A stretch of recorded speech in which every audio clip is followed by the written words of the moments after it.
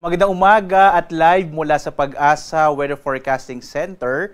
Narito na nga ang lagay ng ating panahon ngayong araw ng Linggo, July 6, 2025. Unahin muna po natin yung ating ipinalabas na heavy rainfall warning. Kaninang alas 2 ng umaga, nag-issue po ng heavy rainfall warning.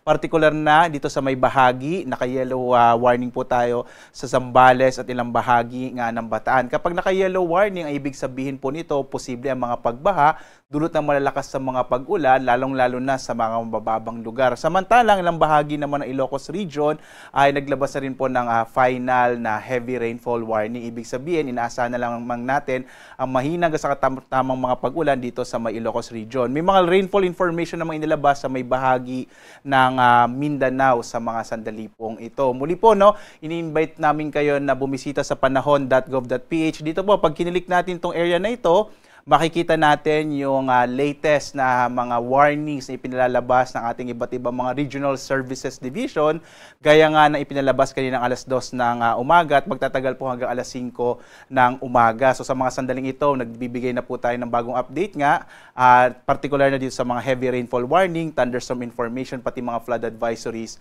sa buong bansa. Muli po, invite namin kayo sa panahon.gov.ph para makita nyo po yung mga latest information na inilabas, particular na ating mga Regional Services Division. At ngayong araw nga, ito po yung ating latest satellite images, patuloy pong nakaka-apekto itong southwest monsoon o habagat, partikular na sa may kanlurang bahagi nga ng Luzon, ng Visayas at maging dito sa may Mindanao. Habang patuloy pa rin yung pagmomonitor natin sa bagyo na may local name po na Bisik, pero nasa labas na ito ng Philippine Area of Responsibility, ang kanyang international name ay Danas. At ito ay lumakas pa nga at sa ngayon, ang kanyang lakas ay sa 110 kilometers per hour malapit sa gitna, pagbugso na sa 135 kilometers per hour at kumikilos pa hilagang silangan patungo nito sa may bahagi nga ng Taiwan. Itong si Severe Tropical Storm Danas ay huling namata na sa 420 kilometro kanluran ng Basco sa lalawigan nga ng Batanes. Wala itong direktang epekto sa ating bansa, wala rin tayong nakataas na tropical cyclone wind signal, bagamat inaasahan pa rin natin yung mga kaulapan na dala nito ay magdudulot ng mga pag-ulan, partikular na sa may bahagi ng Batanes at maging sa Babuyan Group of Islands. Samantala, ang malaking bahagi pa rin ng Luzon sa araw na ito ay magkakaroon ng mga kalat-kalat ng mga pag-ulan, pagkilat, pagkulog at maulap na kalangitan. Lalong-lalo na po sa may kanlurang bahagi ng Luzon, yung area ng Ilocos Region, Bataan at Zambales, asahan pa rin natin na magkakaroon ng malaking tsansa na hanggang sa malalakas na mga pag-ulan. Gayon din sa may area ng Metro Manila, gayon din sa may nalalabing bahagi ng Central Luzon, maging ang bahagi ng Cagayan Valley, Calabarzon, Mimaropa, itong Western Visayas kasama yung Negros Island Region at maging yung BARM, kasama po itong Zamboanga Peninsula. Ngayong araw, malaki pa rin tsansa ng mga pag-ulan, dulot nga yan ng southwest monsoon o habagat. Samantala, nalalabing bahagi naman ng ating bansa, makararanas ng mga isolated o pulupulong pag-ulan, pagkilat, pagkulog, lalo na bandang hapon hanggang sa gabi. Narito nga po yung latest track ng bagyong si Bising na may international name na Danas, si Severe Tropical Storm Danas. Makikita po ninyo patungo ito sa may bahagi ng Taiwan at hindi pa rin inaalis yung posibilidad na ito ay muling pumasok dito sa loob ng Philippine Area of Responsibility. Posible pong mamayang gabi hanggang bukas ng madaling araw pero mabilis na lamang ito. Makikita rin natin na posible pang lumakas si Severe Tropical Storm Danas at maging isang ganap na typhoon, ma-reach na po yung typhoon category.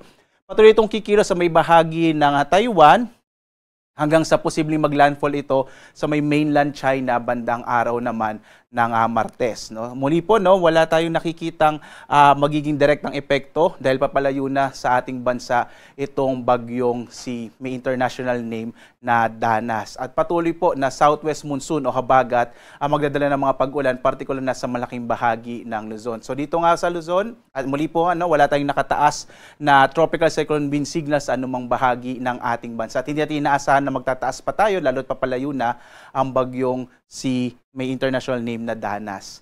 Dito nga po sa Luzon, inaasahan natin ang malaking tsansa ng mga pag-ulan sa malaking bahagi ng Luzon, lalong-lalo na sa Ilocos Region, kasama rin yung Bataan at Zambales. Magiging maulap din yung kalangitan sa malaking bahagi ng Cordillera, Cagayan Valley, nalalabing bahagi ng Central Luzon. Dito sa Metro Manila, asahan din natin ang maulap na kalangitan sa araw na ito, maging sa Calabarzon at Mimaropa. Sa nalalabing bahagi naman ng Luzon, particular na yung Bicol Region, inaasahan pa rin natin yung mga isolated o pulupulong pag-ulan, pagkidlat, pagkulog. Mas generally fair weather po sa may bahagi naman ng Bicol Region. Agwat nga ng temperatura sa Lawag, 24 to 28 degrees Celsius.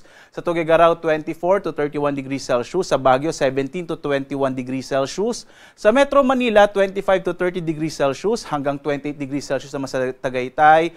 Habang sa Legazpi, 26 to 32 degrees Celsius. Sa Puerto Princesa, 25 to 32 degrees Celsius.